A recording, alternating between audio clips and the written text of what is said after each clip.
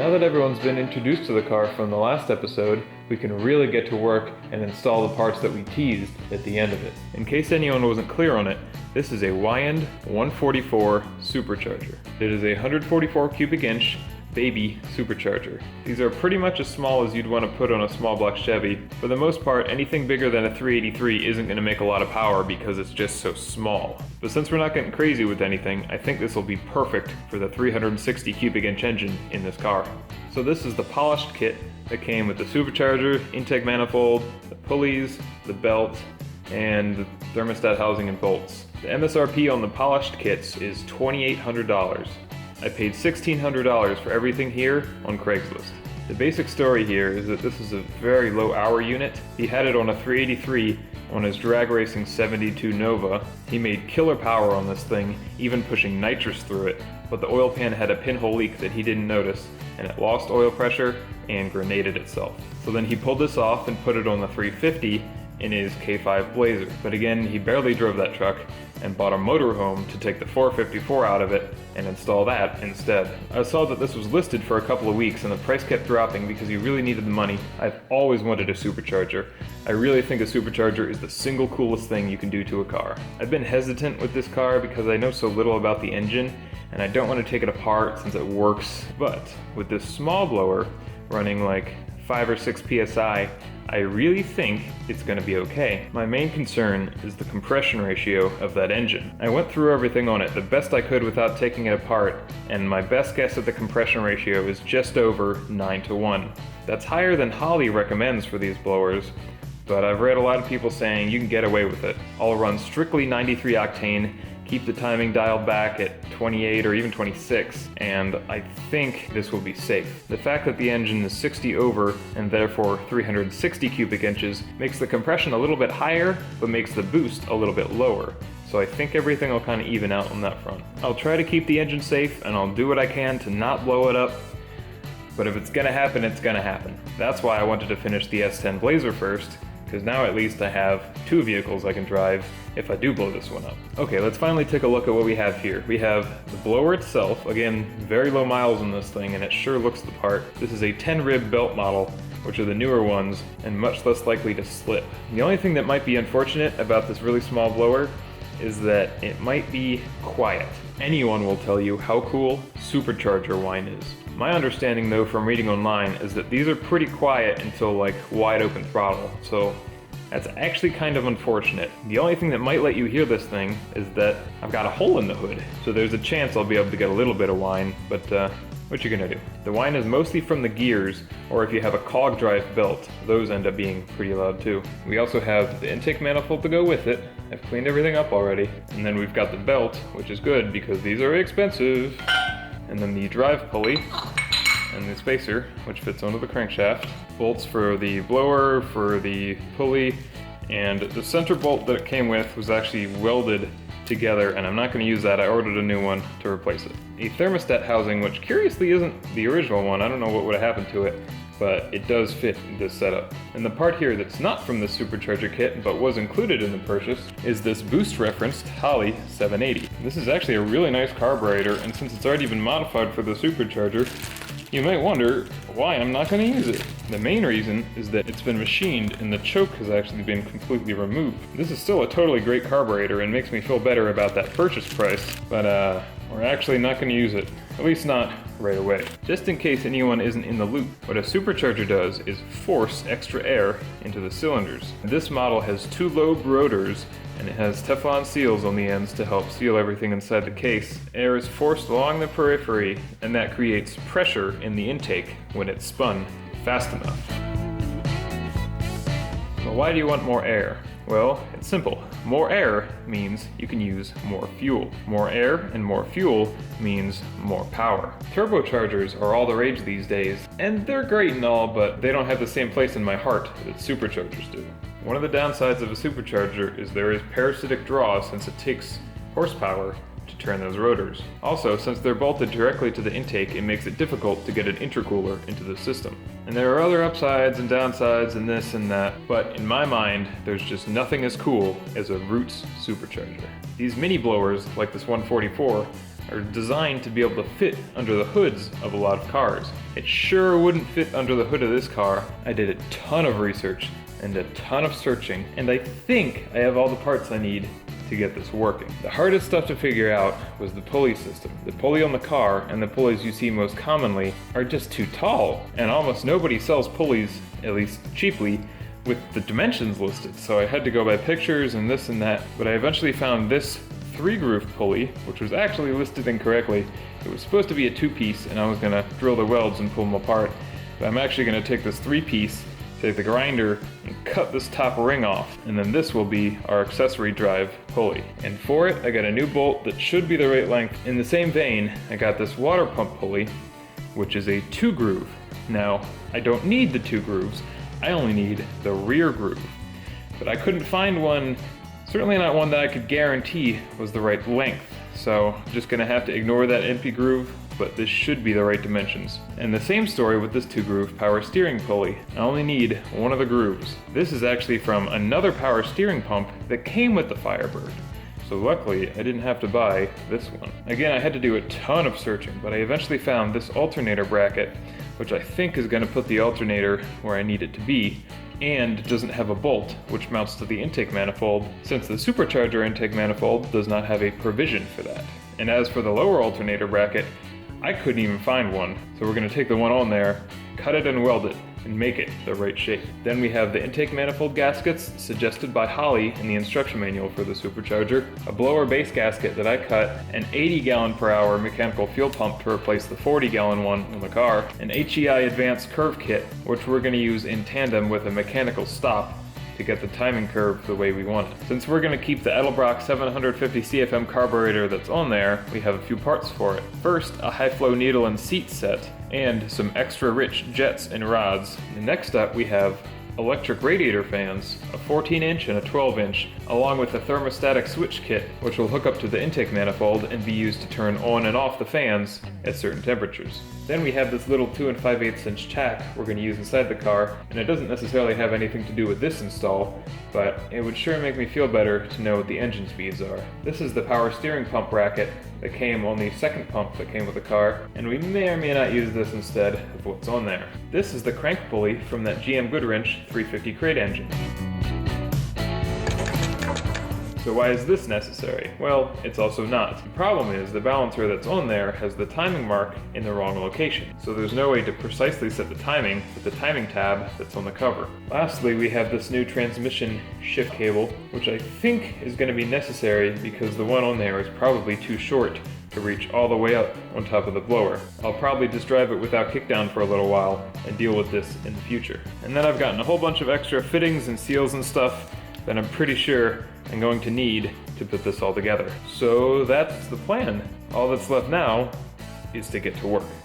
Okay, I'm just gonna start pulling pieces off here, no particular order.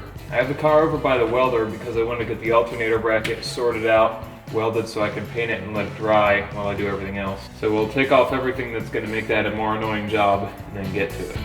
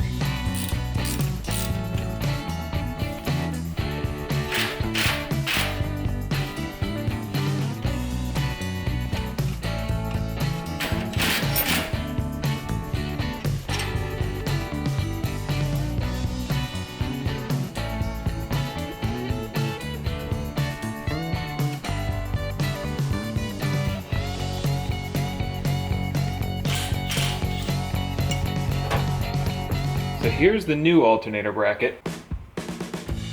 You can see the difference here is that it sits hopefully far enough back to towards the water pump, and everything will still line up when I use a farther in belt.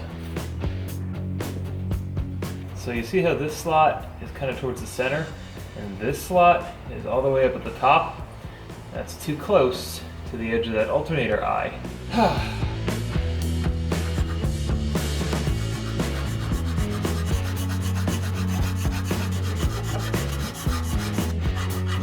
That just about fits now. I think that'll be good. So if I just take off the power steering belt, I think I can test fit all this. Let's try that.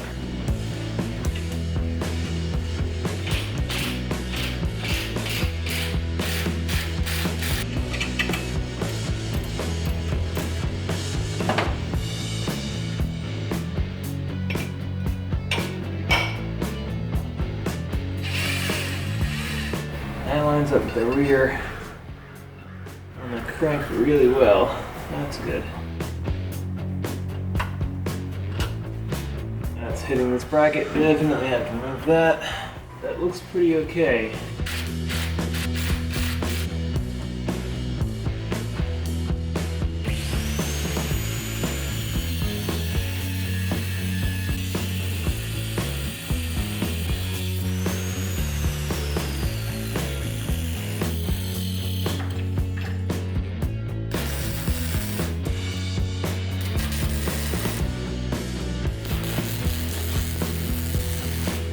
Okay, so I think I have this pretty much set up here. This is the modified lower bracket. It ain't the prettiest thing, but it seems like it'll fit just fine. After shaving down the alternator, I'm pretty sure this upper bracket will be totally fine as well.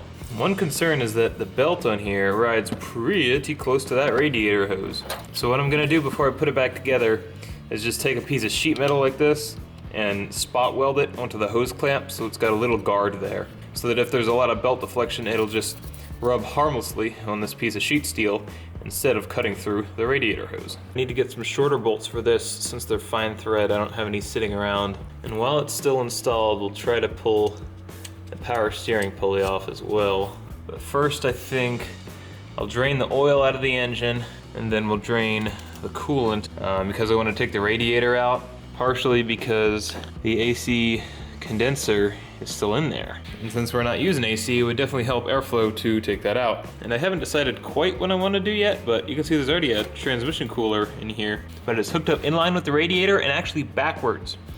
So the coolant is running through that cooler and then getting heated up in the radiator and then going back to the transmission. That's a very not good way to do things. Ideally, you'd either want it going through the radiator and then the cooler and then back to the transmission, or what I'm probably going to do is just bypass the radiator cooler entirely and just have it go through the little auxiliary cooler and back to the transmission. But I need to think about how I want to route these hoses. I'll probably just keep this line and bend it out a little bit. And I was going to use auxiliary battery terminal posts here, but I forgot how little space there is. So for the radiator fans, I'm going to use these little auxiliary wires here, and I'll just put a ring terminal in this one, and there's another one on the positive side that I just have like terminated somewhere in here, going nowhere. And I'll use those little short wires for the always on side of the radiator fan relay. And if you saw, I had some trouble with this guy because the nut was actually just spinning the whole terminal. So I just kind of held the nut in place and held the terminal in place and spun the alternator out far enough until I could get a wrench on the flats of this stud and then unscrew the nut. I then used a wrench to get this stud pretty tight on there, and I'll just have to be careful with this nut, and hopefully that won't happen again. But next up, we'll drain some fluids and then go back to ripping things apart.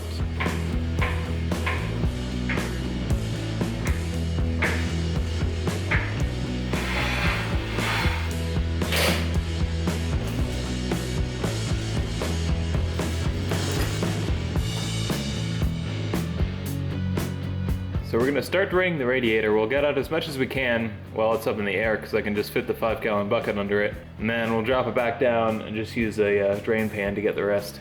I'm just putting this little piece of 1/2-inch hose over the drain cock to try to get most of it in some kind of downward direction. Basically get it started and then pop off the radiator cap. And I'm gonna keep it at this slow flow because I got time, and I really don't want to make an enormous mess out of this.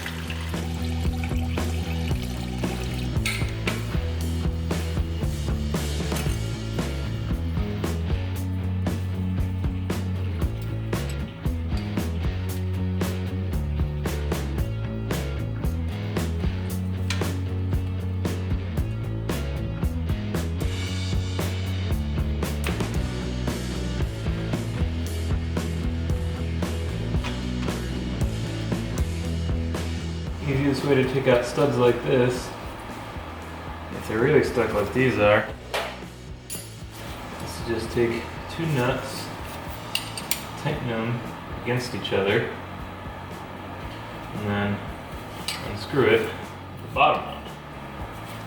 And there you go.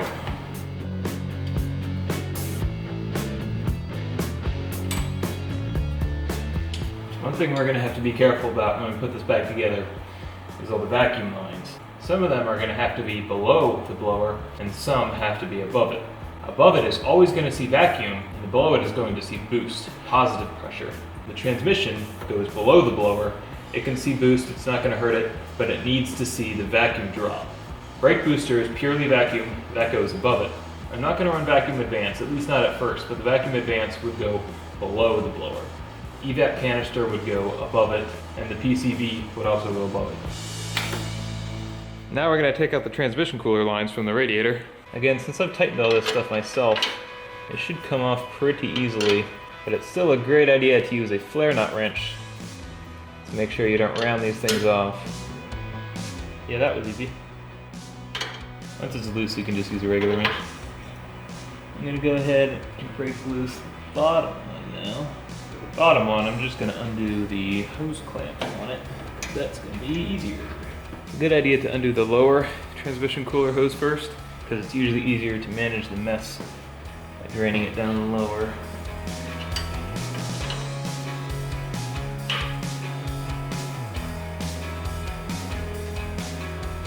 Now the only thing holding the radiator in are the upper and lower hoses, so let's get those off.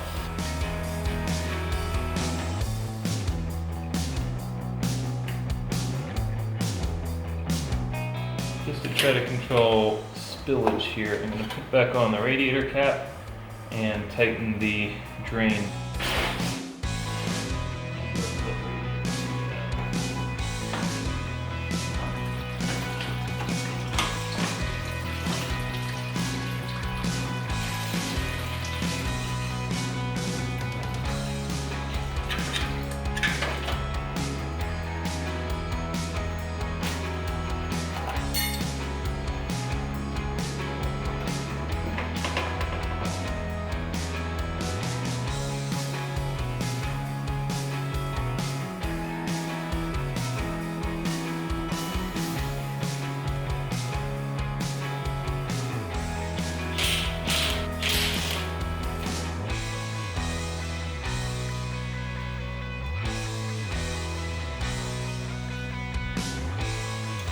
First we'll try to clean the threads up inside of here while the pulley's on, because they're pretty nasty. This thing.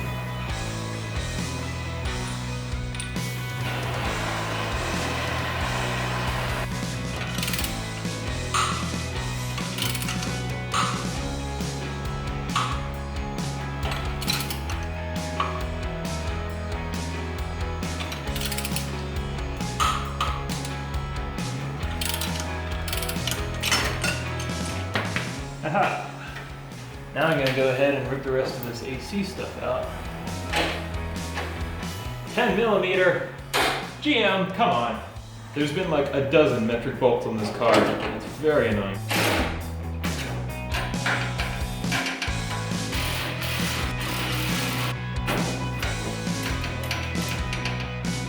Well, time to apply my patented AC removal techniques.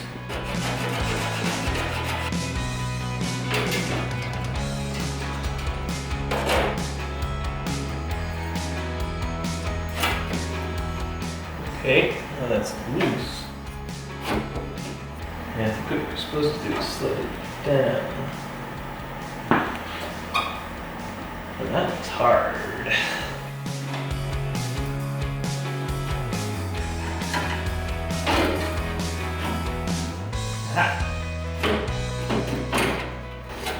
There we go.